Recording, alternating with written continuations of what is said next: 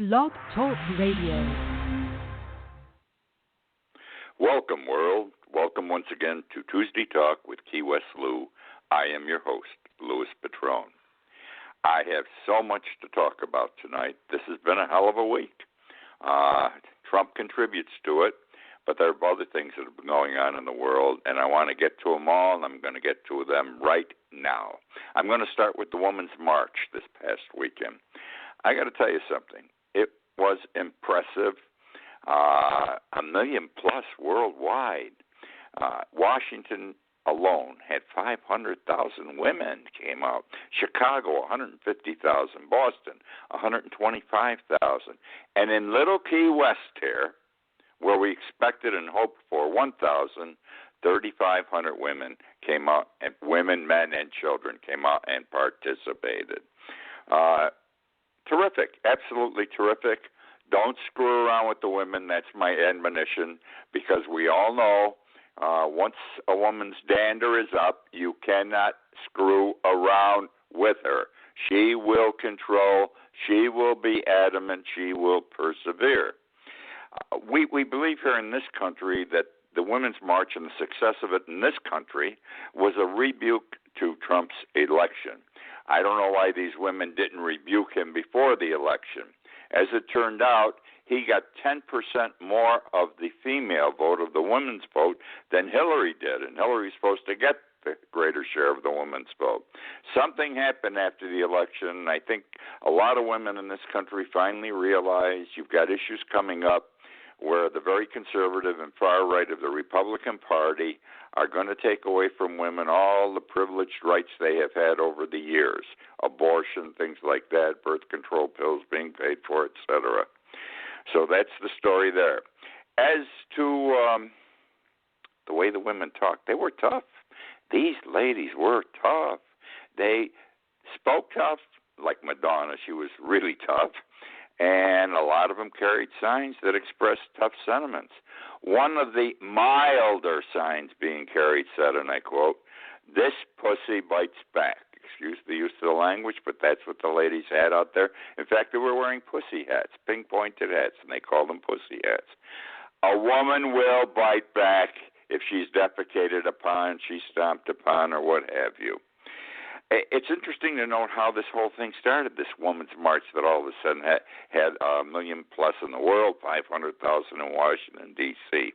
It started with a grandmother in her 60s, a grandmother of 4 by the name of Teresa Shook, who lives in Hawaii. And she ran a little message on Facebook a couple of days after the election, and she said we should have a march on Washington, a women's march on Washington. And this little grandmother, 60-some-odd years old from Hawaii, started this thing that blossomed into a major event. Now, let me further address here, and this is something that the women are watching out for. The women will become riled up over. I'm talking about abortion. Trump has announced he's going to tell us who his nominee is for the Supreme Court seat later or early next week. Now, there's no question. Trump has said that the litmus test for his appointee will be that he is anti-abortion and will vote against abortion if the issue comes up before the court.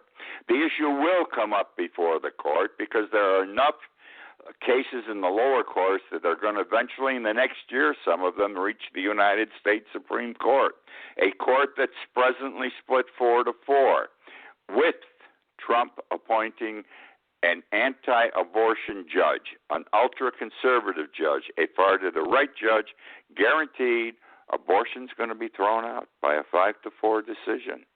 And boy, let me tell you, I wouldn't want to be Trump after this occurs. The women will march on Washington again, and I'll bet you it's more than 500,000 people. They will be aroused. I also want to talk about Trump's inaugural address, just briefly.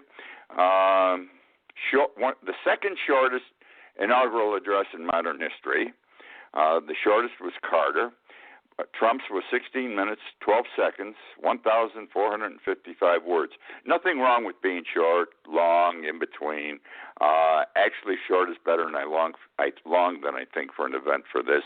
The third shortest, by the way, was John Kennedy, when he made his first inaugural address. Remember, famous words. He had a very touching speech. Ask not what your country can do for you. Ask what you can do for your country. Well, Trump didn't give us any of that.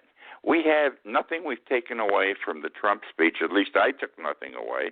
His speech was dark and sinister. It was a carnage of the United States. We know we're in bad shape, big-time crime, et cetera, poverty, all this kind of stuff. And he dwelled. It was like a campaign pitch. It was his campaign all over again. And he dwelled on the black and none of the sun coming up. Things are bad in this country. Things are wrong in this country, but not as bad as he portrayed them, and not as bad, I'm going to tell you right now, my friends, as he sold it to the American public that voted for him. He did not inspire in his speech, and I think an inaugural speech should be one of inspiration. He really made us look screwed up to the world, which we are not. And so that's the story and my comments about the inaugural speech. I want to stay with Trump one more minute. The man is not honorable. I said I wasn't going to comment about Trump. I was giving him an opportunity to be president. He's the only president we've got. How many days has he been in office? 4 days, 5 days? I don't know. All I can tell you is I've had it. I've got the comment. I can't believe this guy. I can't believe the short time he's been in office, what's happening. Let me talk about his tax returns, okay? He was going to produce them, he said, once the audit was over. Well, he never produced them. The audit was never over, which is a crock. He could have produced them even with the audit going on. Now it was announced over the weekend that he will not be releasing his tax returns even if the audit is over. And the reason he gives is the people don't care. The only people that care about his tax returns are the media, which is a crock. I want to know what's in his tax returns. I think most of us want to know what's in his tax returns, because if any place it's going to show a tie, and I'm telling you, it's got to be there. This man cannot have done business worldwide without having made loans to Russian banks and things like that. The ties would be phenomenal, and that's why we're never going to get to see him, as he says. And what did he do now? He's gone back on his word. Within the first week of his being president, he has gone back on something he, in effect, promised to do while he was campaigning. He would release his tax returns after the audit. His word's not good. And this won't be the last time this will happen. I believe it will be a continuing trend during his presidency, and that's the way it is, because that's the nature of the man. He speaks with a forked tongue. I want to talk about Mexico a little bit here. Because we're going to be into Mexico. We got NAFTA coming up. The president's going to talk to Mexico. They got to shape up. We got to put the wall up, et cetera, et cetera. Let me tell you at the outset, did you ever ask yourself, why do these Mexicans come across the border to work at lousy shit jobs in the United States? Because they can't make that kind of money, which is garbage money according to our standards, in their own country. Mexico is poor. Why do these people climb walls, dig tunnels, come in trucks, and then when they get here and they're thrown out, they fight to come back 2 years later? And they don't want to stay. A lot of them go back because they bring the money they earn here back to Mexico to support their families. Mexico is a poor nation. And that's why these people do these things. Well, it's been commented on, not in our media so much, though, this past week, that there's a revolution perhaps in the making. I don't sense it, but this is what I've read in Mexico. Again, the mainstream media in this country remains silent on this issue. I don't know why. But the straw that's breaking the camel's back occurred last week. And it also serves to show the financial condition of the Mexican people. There was a 20% rise in the price of gas. Now, that can be dramatic, but you can swing with it for a while, a 20% increase in the price of gas. Not in Mexico. Inflation's on the dramatic rise, and the best way to show what this meant to the Mexican people as opposed to if it happened in the United States, it would take, as I read, 12 days of a Mexican working at a minimum wage, 12 days working at a minimum wage to fill his gas tank. Whereas in the United States, at a similar price, it would take an American worker 7 hours working to fill his gas tank. Now, that tells you and I something we might not have realized. These people are really in trouble financially and really poor. Another contributing factor down there that's pissing off the people and may cause them to do something are the drug cartels. Understand that the drug cartels in Mexico are the corporations in the United States. That's right. They are the powerhouse. Like the corporations are powerhouses here. Well, they don't have major corporations that belong to and were started and are controlled and run in Mexico. They have the drug cartels. And these drug cartels control down there. It's a very corrupt government in Mexico. It's called a narco state. The elected officials, even the judges, are on the take from the drug cartels. And the people who don't benefit from this, the majority of the citizenry, they're getting irritated by all this. So something is happening in Mexico, and I'm curious how all this is going to impact Trump and the wall he wants to build and everything else. Now, did you ever hear of Carlos Slim? That's a person's name.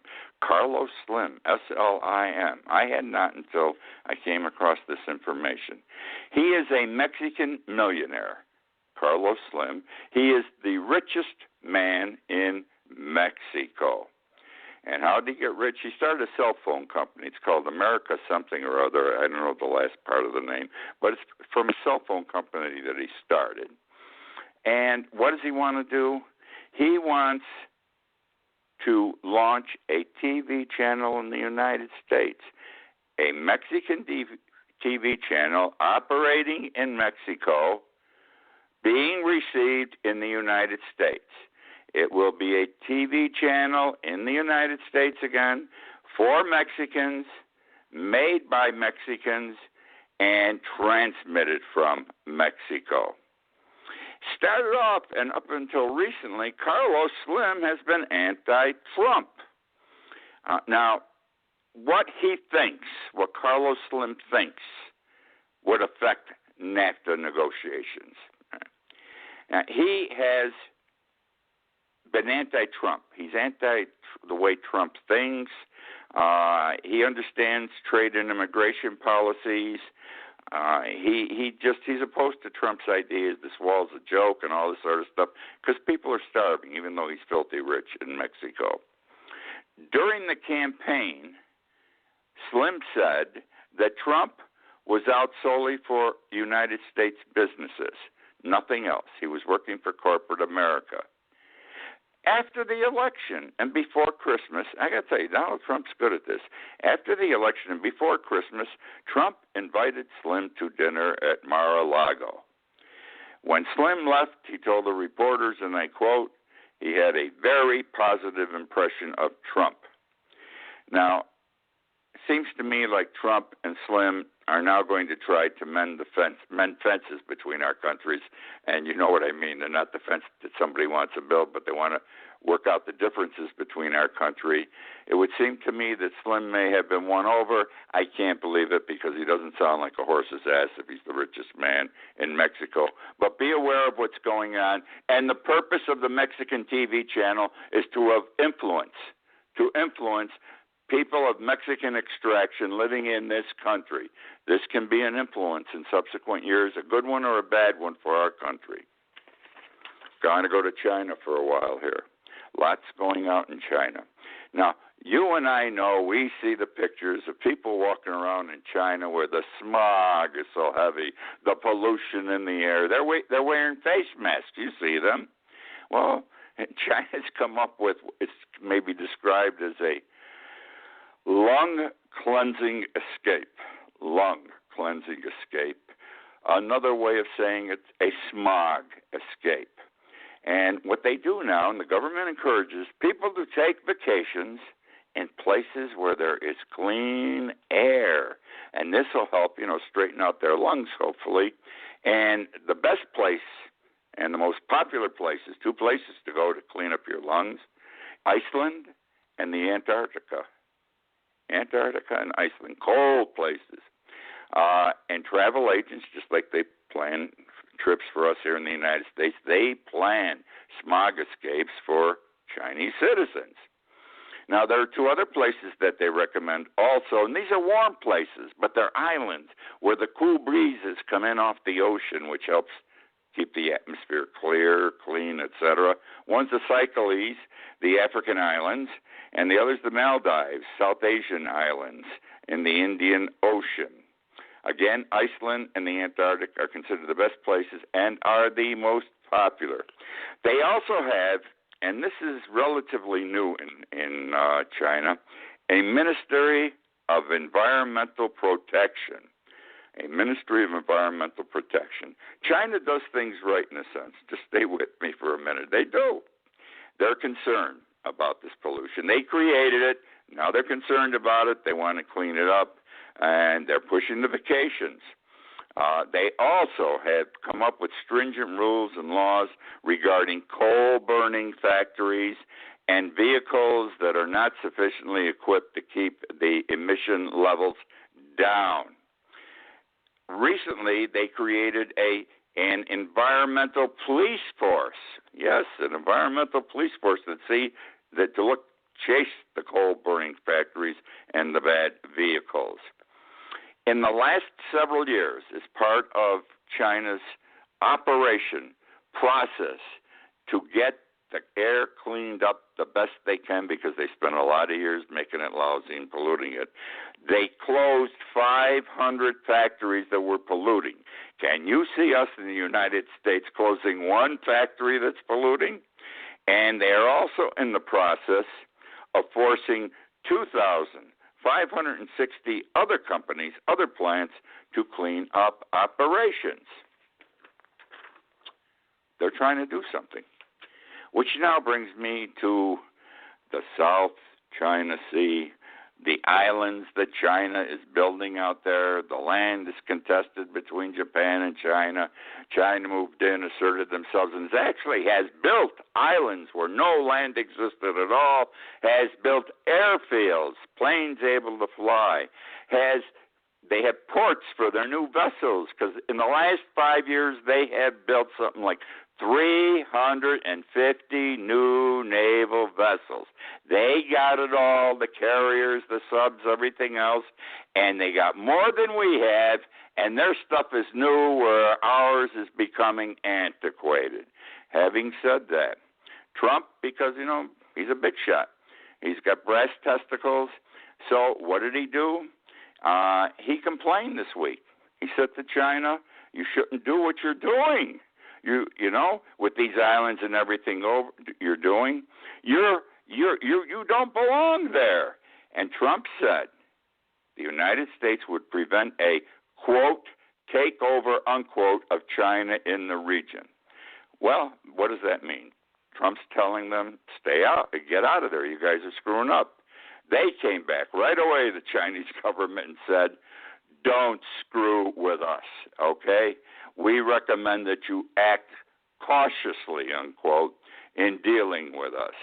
And, we're going to have two Cold Wars.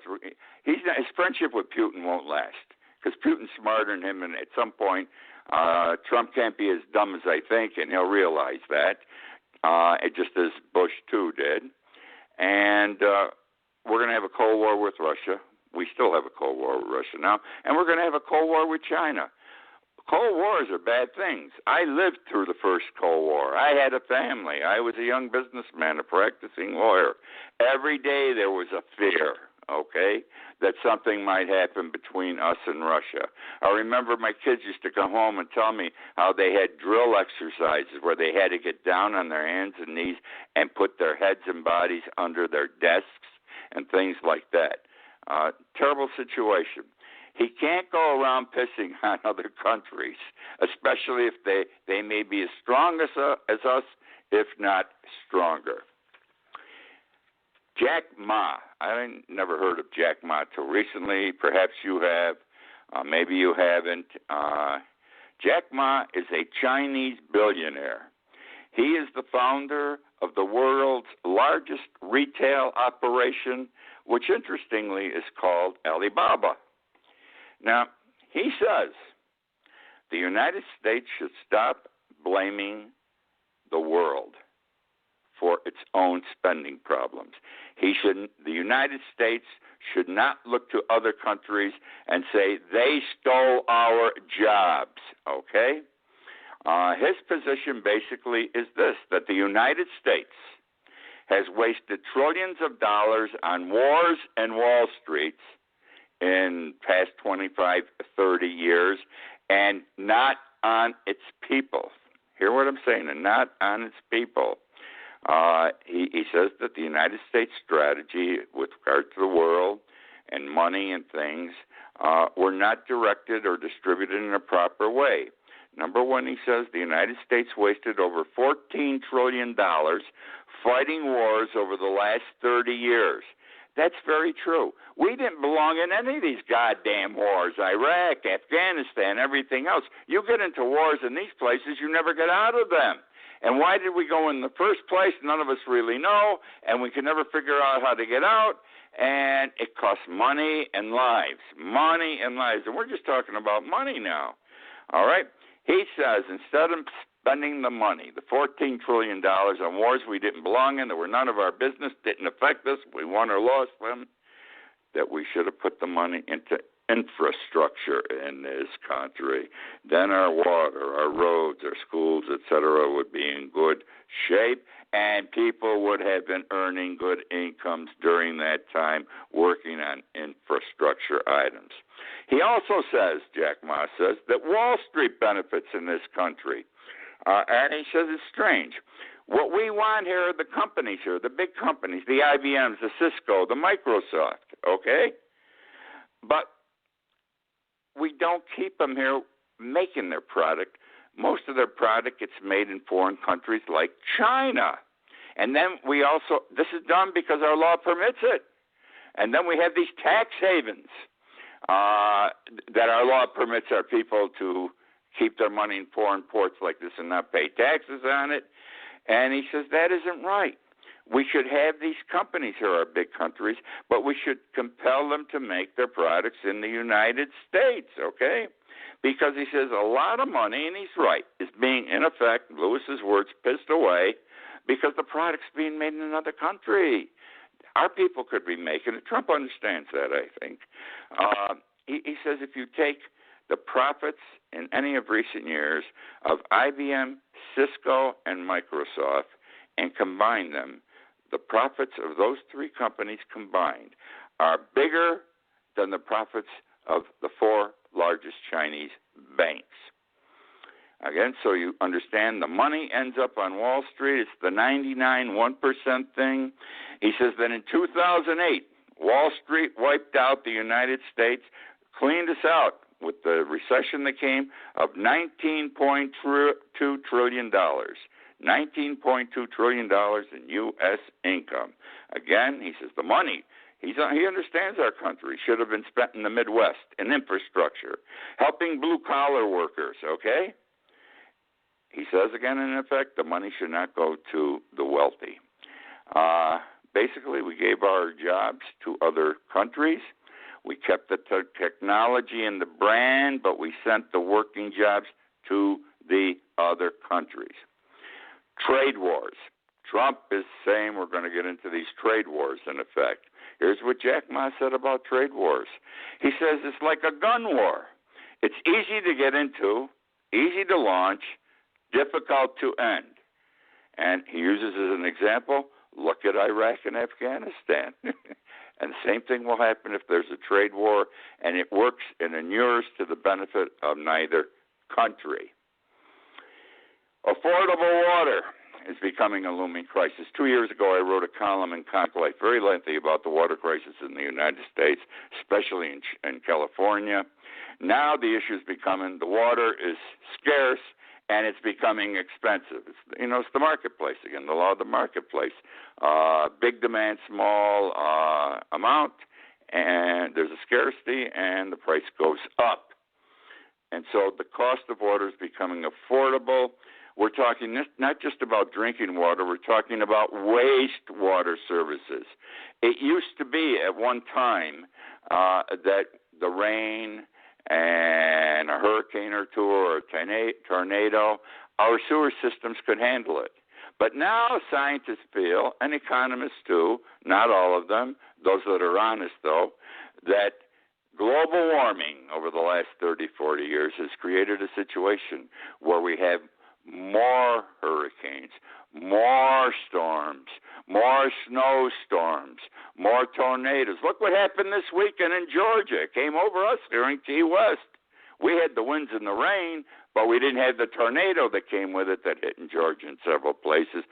16, 17 dead, too, besides great physical damage?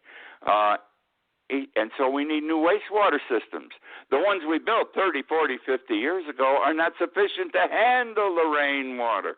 And I see it here in Key West every time we have a big rain, our streets are flooded, some of them. Some intersections 2 or 3 feet of water. People make a joke, go swimming, because the water's clean. The wastewater's clean.